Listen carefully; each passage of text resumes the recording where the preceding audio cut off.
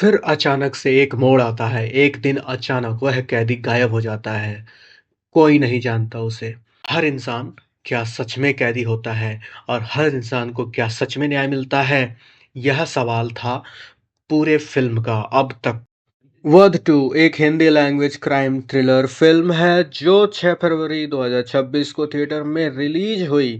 ये 2022 की फ़िल्म वध का स्पिरिचुअल सीक्वल थियोमेटिकल लाइक कंटिन्यूअस है।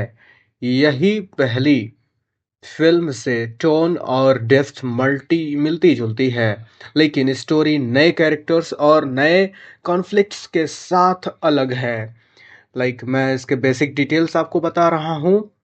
तो डायरेक्टर और राइटर हैं इसमें जसपाल सिंह सांधू, प्रोड्यूसर हैं लव रंजन एंड अंकुर गर्ग। ये लव फिल्म द्वारा जो है कि प्रमोट और इसको रिलीज किया गया था। लैंग्वेज है हिंदी, जेनरे है क्राइम थ्रिलर और मिस्ट्री भरा हुआ पूरा फिल्म है। इसका फिल्म साइज 130 अराउंड के मिनट में है। रिलीज डेट इंडियन सिनेमा में 6 फरवरी को ही हुई है और ये festival premiere like at IFFI 2025 in Goa Goa में जो है कि इसे मतलब हुआ हो रहा है। और इसके कास्ट हैं लीड रोल में संजय मिश्रा, नीना गुप्ता और कुमुद मिश्रा, अमित के सिंह, शिल्पा शुक्ला, अक्षय डोगरा, योगिता भा बिहानी योगिता बिहानी सपोर्टिंग रोल्स में ही हैं ये सब। और स्टोरी और थीम कुछ ऐसा है कि वध टू एक मर्डर मिस्ट्री और क्राइम थ्रिलर है जिसमें मोरल चॉइसेस, जस्टिस और ह्यूमन इमोशंस को एक्सप्लोर किया गया है। पहली फिल्म वध की तरह ये भी डार्क और इंटेंस टोन रखता है, लेकिन स्टोरी नई डायरेक्शन में बढ़ती है। पुराने कैरेक्टर्स की जगह नए प्लॉट और कैरेक्टर्स के साथ ये कहानी चलती है।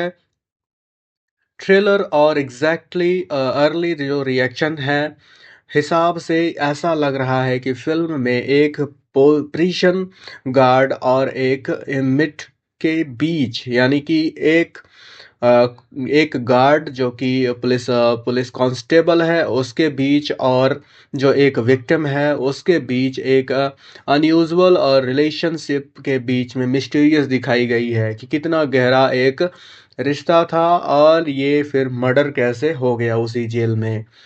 एक इंसान जो कि निर्दोष शायद था और फिर जो गार्ड था वो उससे कहीं न कहीं रिलेट करता हुआ हमेशा दिखता है।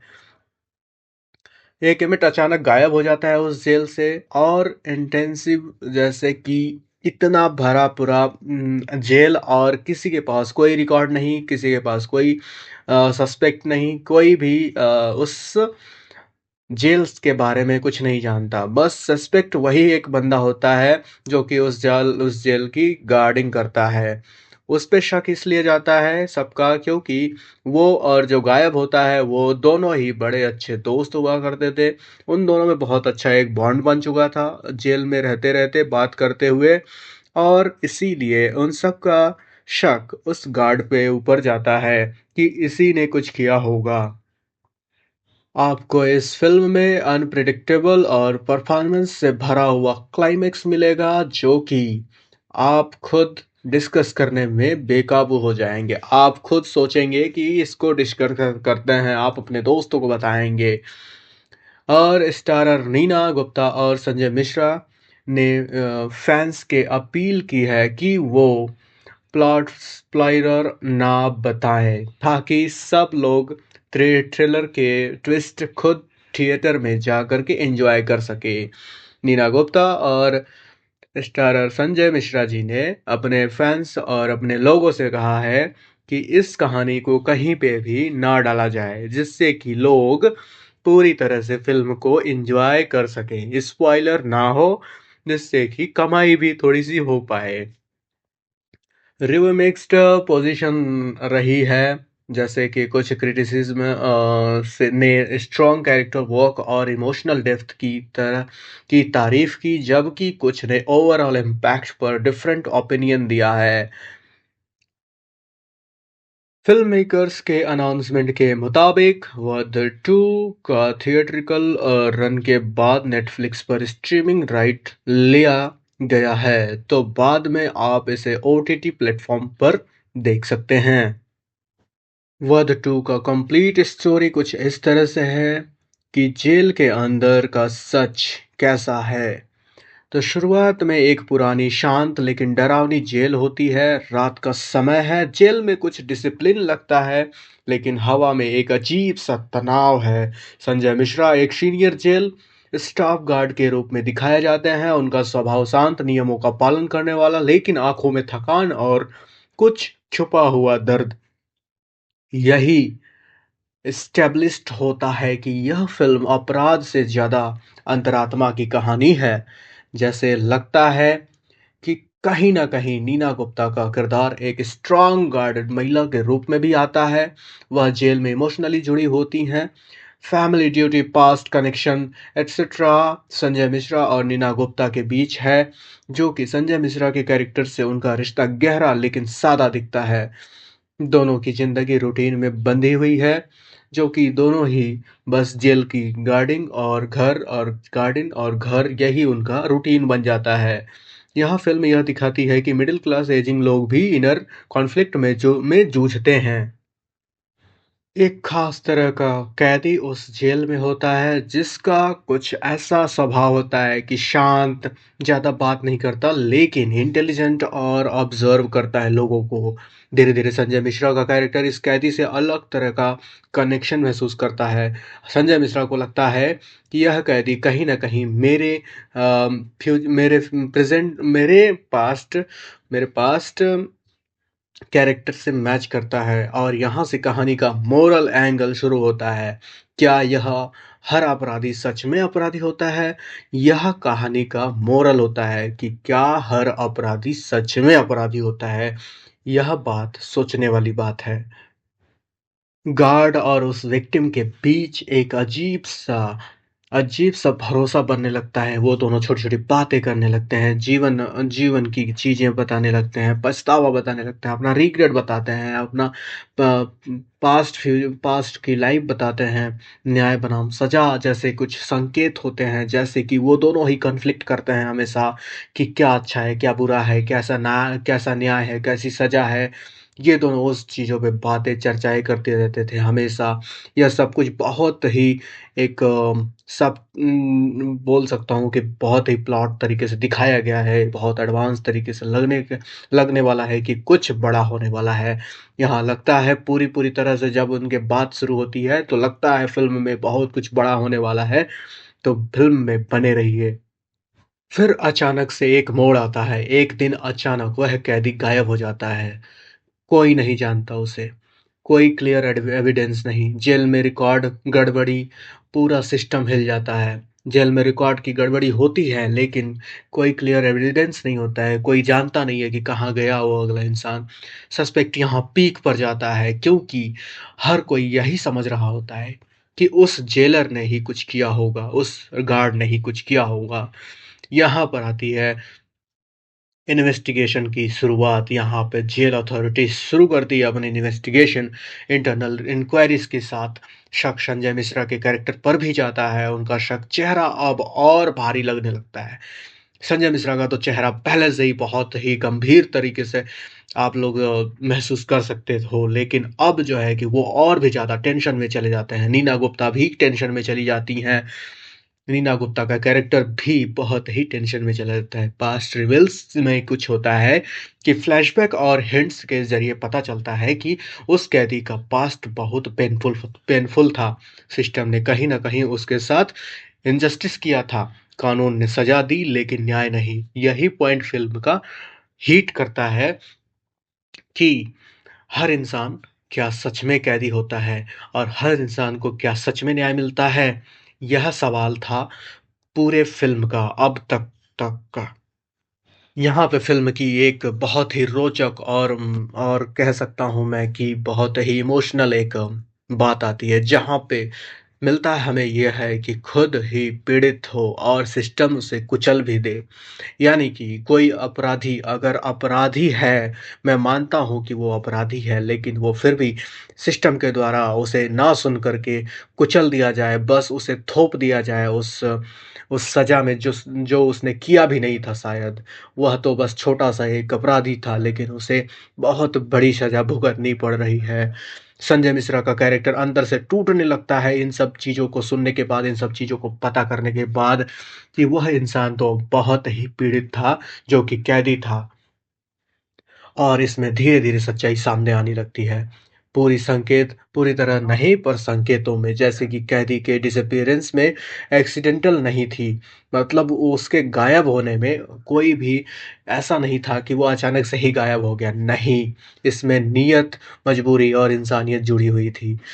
सब कुछ कानून के हिसाब से गलत था, लेकिन आत्मा के हिसाब से शायद सही, जो कि जो कि हमारे कैरेक्टर संजय मिश्रा की है। वह मानते थे कि चलिए ठीक है, मान लिया कि हर चीज़ हर हिसाब से गलत है, लेकिन यह शायद मेरे मन को बहुत अच्छा लगा। मैं इससे बहुत ही प्रेरित हुआ कि कुछ भी हुआ लेकिन अच्छा हुआ। वह गायब हो गया। यहाँ पे क्लाइमेक्स बहुत लोड नहीं है, जैसे कि कोई टिपिकल केस नहीं, कोई ड्रामेटिक शूटिंग नहीं, यहाँ पे बस चुप्पी, पछतावा और सीक्वेंसन है। जैसे कि कॉन्सेक्वेंसेस हैं। चुप्पी, पछतावा और कॉन्सिक्वेंसेस, मतलब संजय मिश्रा के बीच में बस इतनी सी है चीज़ें। यहाँ पे कोई ओवरऑल ड्रामा नहीं चल रहा है, यहाँ पे कोई भी सीन शूट नहीं हो रहा है जिसमें कि आपको बोरियत महसूस हो। यहाँ पे सिर्फ गहराई है और सिर्फ गहराई। आप इस फ़िल्म का आनंद लेंगे तो आपको फिर पता चलेगा। कुछ लोग सज़ा से बच जाते हैं, कुछ लोग सज़ा लेकर भी हार जाते हैं। फिल्म एक खुले सवाल पर खत्म होती है कि क्या कानून का पालन ही न्याय है, या कभी-कभी इंसान बनना ज़्यादा ज़रूरी है? मैं आपसे पूछता हूँ, अपनी राय कमेंट में दीजिए कि क्या कानून का पालन ही न्याय है, या कभी-कभी इंसान बनना ज़्यादा ज़रूरी है? फिल्म का कोर मैसेज यह था कि हर अपराध काला-सफ़ेद नहीं होता, सिस्टम हमेशा सही नहीं होता और सबसे बड़ा जज हमारी अंतरात्मा है। अब मैं आपको कैरेक्टर के बारे में बताऊँगा बहुत ही डेप्थ में, कैरेक्टर को ब्रेकडाउन आपके लिए जस्ट। तो संजय मिश्रा का कैरेक्टर एक सेंट्रल कैरेक्टर है, जिसमें बाहरी पहचान उनकी ऐसी है कि उम्र-दराज, साधारण सा जेल कर्मचारी गार्ड, नियमों में बंधा हुआ, ज़्यादा बोलने वाला नहीं, ज़िंदगी रूटीन में फँसी हुई है। बाहर से एक नॉर्मल सरकारी आदमी, लेकिन अंदर से पूरी तरह फ़िल्म का सबसे बड़ा कॉम्प्लेक्स कैरेक्टर। अंदर की साइकोलॉजी कुछ इस तरह से है कि यह आदमी बुरा नहीं है, लेकिन बहुत थका हुआ है, सिस्टम से, ज़िंदगी से, खुद से। वह ऐसा इंसान है जिसने हमेशा कानून माना, लेकिन कभी पूछा नहीं कि कानून सही भी है या नहीं। आप समझ रहे हैं कितनी बड़ी बात है उनके साइकोलॉजी में, कि वह ऐसा इंसान है जिसने हमेशा कानून माना, लेकिन कभी पूछा नहीं कि कानून सही भी है या नहीं। मोरल कॉन्फ्लिक्ट यह है कि यह फ़िल्म का कोर है। उसके सामने 3 चीज़ें खड़ी होती हैं, ड्यूटी, इस ड्यूटी, इंसाफ, इंसानियत। समस्या यह है कि तीनों एक साथ चल ही नहीं सकती। आप कभी भी अपने ड्यूटी के साथ जस्टिस कर सकते हैं, लेकिन ह्यूमैनिटी नहीं निभा सकते। अगर आप इन तीनों को एक साथ लेके चलना चाहते हैं, तो यह पॉसिबल नहीं है आपके लिए, क्योंकि आप एक सरकारी नौकर भी हैं, आपको जस्टिस भी देखना है और आपको इंसानियत भी देखनी है। ये तीनों असंभव है एक साथ। प्रिज़नर के साथ बॉन्ड कैसा था? कैदी से जुड़ाव इसलिए नहीं होता क्योंकि वह अपराधी नहीं है, बल्कि इसलिए क्योंकि वह खुद को उस कैदी में देखता है। दोनों सिस्टम के शिकार, आवाज़ के बिना धीरे-धीरे कुचले हुए इंसान होते हैं। संजय मिश्रा का किरदार साइलेंट इंडिया को रिप्रेजेंट करता है, जो गलत देखता है, समझता है, लेकिन बोल नहीं पाता। जब वह एक्शन लेता है तो वह कानून नहीं अंतरात्मा की सुनता है। आप समझ पा रहे हो कितनी डीप लाइन है ये, कि संजय मिश्रा का किरदार साइलेंट इंडिया को रिप्रेजेंट करता है, जो गलत देखता है, समझता है लेकिन बोल नहीं पाता। वहीं पे नीना नीना गुप्ता का कैरेक्टर है जो कि इमोशनल बैकबोन है। संजय मिश्रा का बाहरी रोल कुछ ऐसा है कि मेच्योर स्ट्रांग महिला, जमीन से जुड़ी हुई, इमोशनल लेकिन प्रैक्टिकल। वह लाउड नहीं है लेकिन उनकी मौजूदगी बहुत पावरफुल है। साइकोलॉजी उनकी ऐसी है कि जिनके जिंदगी को एक्सेप्ट करना सीख लिया है, उन्हें पता है कि सिस्टम फ्लॉड है लेकिन सर्वाइवल के लिए कंप्रोमाइज जरूरी है। वह रिबेलियन नहीं करती, वह बैलेंस बनाकर रखती हैं। वह किसी भी तरफ से नहीं है, बस वह एक बैलेंस वुमन है। संजय मिश्रा के साथ रिलेशनशिप यह लव स्टोरी नहीं है, यह शेयर्ड साइलेंट का रिश्ता है, साइलेंस का रिश्ता है। जस्ट उसके डिसीजन समझती है लेकिन डरती भी है, क्योंकि कॉन्सिक्वेंसेस उसी पर भी आएंगे। मोरल पोजीशन कुछ ऐसा है, नीना गुप्ता का किरदार पूछता है, अगर सच बोलने से सब टूट जाए तो क्या चुप रहना गलत है? सुनिए ध्यान से इस लाइन को। अगर सच बोलने से सब टूट जाए तो क्या चुप रहना गलत है? वह दर्शकों की तरह है, जो सही गलत समझता है लेकिन रिस्क लेने से डरता है। यहाँ पे सिंबल यह है कि यह रियलिस्टिक सोसाइटी का सिंबल है, जो बदलाव चाहता है लेकिन कीमत चुकाने से डरता है। प्रिजोनर एनमेंट क्लस्टर कैरेक्टर, बाहरी पहचान शांत, कम बोलने वाला, रहस्यमयी। फिल्म में वह ज्यादा स्क्रीन्स में नहीं होता लेकिन पूरी कहानी उसी के कारण चलती है। साइकोलॉजी कुछ ऐसी होती है, अपराध किया है या उस पर अपराध थोपा गया है, लेकिन अंदर से गिल्ट से ज्यादा बेइंसाफी का दर्द है। वह खुद को क्रिमिनल नहीं मानता, वह खुद को सिस्टम का विक्टिम मानता है। वह मिरर है। संजय मिश्रा अपने अंदर की सच्चाई देखता है, दर्शक सिस्टम की ब्रूटैलिटी समझता है। सिंबल यह है, यह कैदी रिप्रेजेंट करता है कि हर वो इंसान जिसे कानून ने सजा दी लेकिन न्याय नहीं दिया। वहीं पर जेल सिस्टम अथॉरिटी कुछ विजिबल विलन्स हैं, कोई एक विलन नहीं। इस फिल्म में कोई लाउड विलन नहीं है, कोई इविल बॉस नहीं है। असली विलन है सिस्टम। सिस्टम का नेचर पेपर सही, रूल्स परफेक्ट लेकिन इंसान गायब। सिस्टम कहता है रूल्स फॉलो हुए, बस काफी हैं। सिंबल यह है कि रिप्रेजेंट करता है यह सिंबल कि सिस्टम ब्लाइंड है, ब्लाइंड जस्टिस, बोरासिसी, ह्यूमैनिटी के बीच चलने वाला law. Overall character Sanjay Mishra एक इनर कॉन्साइंस हैं। Neena Gupta practical practical society, prisoner superset truth, system blind law. Film का सबसे बड़ा सवाल, अगर कानून गलत हो तो उसे तोड़ना अपराध है या जरूरत? अब मैं इस फिल्म का आपको एंडिंग ट्विस्ट एक्सप्लेन करूंगा, वेरी डीप एनालिसिस के साथ। पहले एक बात, इस फिल्म का एंडिंग टिपिकल बॉलीवुड जैसा नहीं है। कोई लॉर्ड रिविल नहीं, विलन कन्फेशन नहीं, हीरोइक विक्ट्री नहीं, कुछ भी नहीं। यह एक साइलेंट ट्विस्ट फिल्म है जहां सच धीरे धीरे समझ आता है। मेन ट्विस्ट क्या एक्चुअली हुआ? पूरी फिल्म से जो सबसे बड़ा सवाल था, कैदी गायब कैसे हुआ, एंडिंग में साफ संकेत मिलता है कि कैदी की डिसअपीयरेंस एक्सीडेंटल नहीं थी, यह एक डेलिब्रेट एक्ट था। और इसमें संजय मिश्रा का कैरेक्टर इनडायरेक्टली इन्वॉल्व था। लेकिन ट्विस्ट यही है, यह मर्डर या एस्केप प्लानिंग वाली कहानी नहीं है, यह मोरल डिसीजंस की कहानी है। धीरे धीरे फिल्म का रिवील करती है। संजय मिश्रा को पता चलता है कि कैदी पूरी तरह बुरा नहीं है। उसके साथ सिस्टम ने अन्याय किया है। वह समझता है कि कानून उसे हमेशा अपराधी ही मानेगा, चाहे सच कुछ भी हो।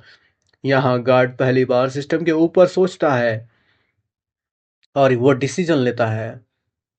और यहीं पे क्लाइमेक्स और असली ट्विस्ट यह है, संजय मिश्रा कोई हीरो बनकर लड़ाई नहीं करता, कोई स्पीच नहीं देता, बल्कि वह एक छोटा सा डिसीजन लेता है जो बाहर से गलत है लेकिन अंदर से सही लगता है। इसी डिसीजन की वजह से कैदी गायब हो जाता है, सिस्टम कंफ्यूज रह जाता है। साइकोलॉजिकल ट्विस्ट यहाँ पर यह है कि फिल्म का बिगेस्ट ट्विस्ट एक्शन नहीं, रियलाइजेशन है। ऑडियंस को अचानक समझ आता है यह क्राइम स्टोरी नहीं थी, यह कॉन्साइंस स्टोरी थी।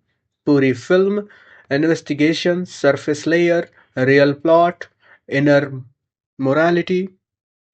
एंडिंग का स्ट्रक्चर कुछ ऐसा है, लेयर बाय लेयर मैं आपको समझाने जा रहा हूँ।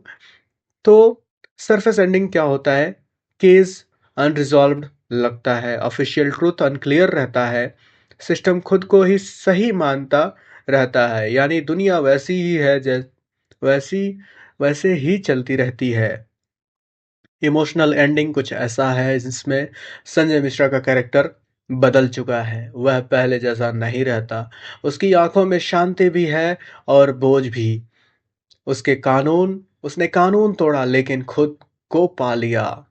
आज पहली बार संजय मिश्रा ने एक चैन की सांस ली जिसमें उसने खुद को पाया। मोरल एंडिंग ये थी, फिल्म पूछती है अगर एक गलत सिस्टम में सही काम करने के लिए नियम तोड़ने पड़े तो क्या वह अपराध है? यह फिल्म आपको अनकंफर्टेबल छोड़ती है। मेरा ट्विस्ट यह है कि सबसे गहरा ट्विस्ट, फिल्म सीधे जवाब नहीं देती बल्कि सवाल आपके सामने फेंक देती है। अगर आप गार्ड होते तो, अगर आप नीना गुप्ता होते तो, अगर आप प्रिजनर होते तो। ट्विस्ट ऑडियंस का सेफ जजमेंट।